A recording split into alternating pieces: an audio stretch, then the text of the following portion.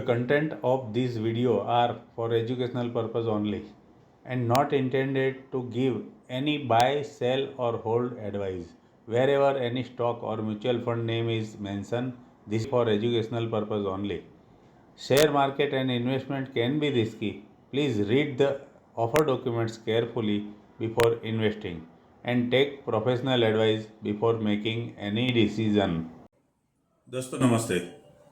दोस्तों कई बार ये बात डिस्कशन में आती है या कोई मेरे क्लाइंट्स भी पूछते हैं और इन्वेस्टर्स भी जानना चाहते हैं कि बोनस शेयर्स हमें फ्री में मिलते हैं।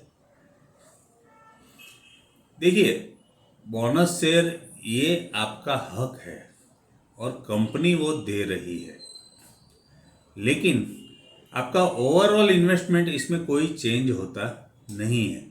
लेकिन जिस रेशियो से बोनस इश्यू हुआ है उस रेशियो से आपको बोनस शेयर्स मिलते हैं प्रोपोर्शनेटली, मतलब कि आपका जितना प्रोपोर्शन है उस हिसाब से बोनस शेयर मिल जाएंगे। उदाहरण के तौर पे अगर हम समझे कि आपके पास 10,000 रुपीज़ के शेयर्स है और शेयर है 100, तो 10,000 जो इन्वेस्टमेंट है वो चेंज नहीं होगा। 100 शेयर है, अगर रेशियो 1:1 में डिक्लेयर हुआ है तो 100 के 200 हो जाएंगे, है ना। ये जिसके पास एक शेयर है उसको एक और मिलेगा, मतलब 100 आपके पास है तो 100 और मिलेंगे, तो 200 हो गए।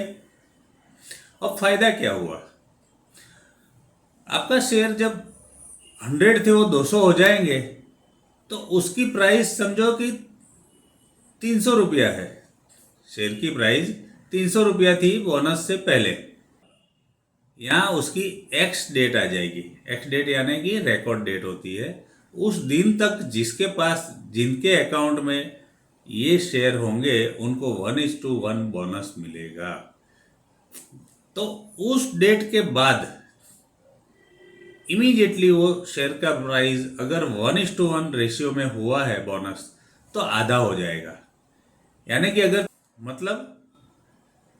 अगर रिकॉर्ड डेट से पहले या रिकॉर्ड डेट के लास्ट डे तक 300 रुपया अगर भाव है शेयर का, तो रिकॉर्ड डेट जाने के बाद इमीडिएटली वो आधा हो जाएगा, क्योंकि 1:1 रेशियो में कंपनी ने बोनस दिया है।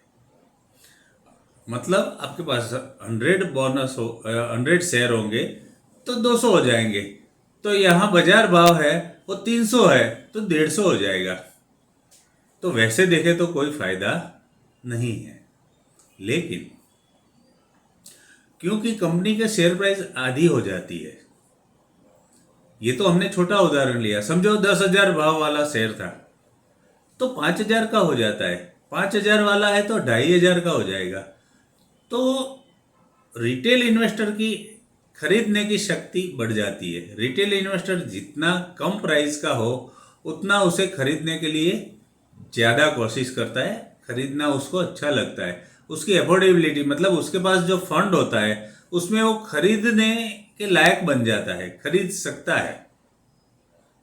इसीलिए जब बोनस शेयर इश्यू होता है तो रिटेल इन्वेस्टर को फायदा होता है। कैसे कि अब 300 रुपया का 300 रुपये का आधा यानी 150 हो जाना चाहिए, लेकिन वो 150 नहीं होता है, 160 बनता है, 165 बनता है। ठीक है, उसी पीरियड में अगर बाकी के जो फैक्टर्स है वो इफेक्ट करेंगे तो वो 150 से भी कम आ सकता है। लेकिन अगर ये हम जनरल समझे कि बाकी के फैक्टर्स कांस्टेंट है, उनकी कोई इफेक्ट नहीं है, तो मार्केट में उस शेयर का भाव आधा हो जाना चाहिए, लेकिन आधा नहीं होकर 1-2 रुपया या 1-2% ज़्यादा रहता है, वो बेनिफिट होता है।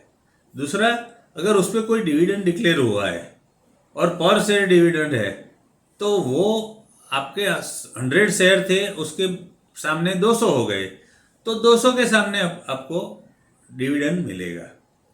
या फ्यूचर में जो भी डिविडेंड डिक्लेयर होंगे वो 200 के हिसाब से मिलेंगे।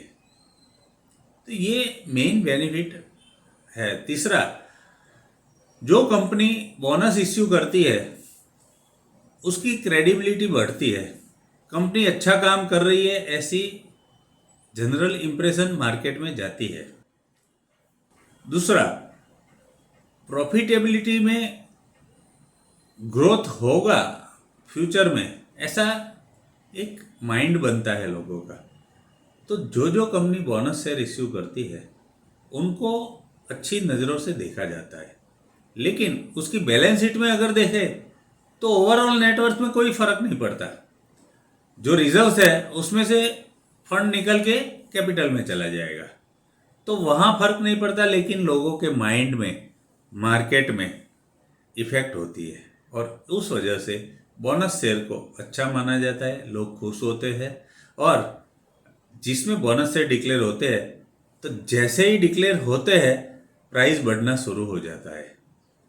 जो रेशियो की हवा होगी, जो रेशियो आने वाला है ऐसा मार्केट में होगा, उस हिसाब से हर लोग अपनी गिनती करके कितने भाव पे हमें खरीदने से फायदा होगा ऐसे गिन गिन के खरीदते हैं।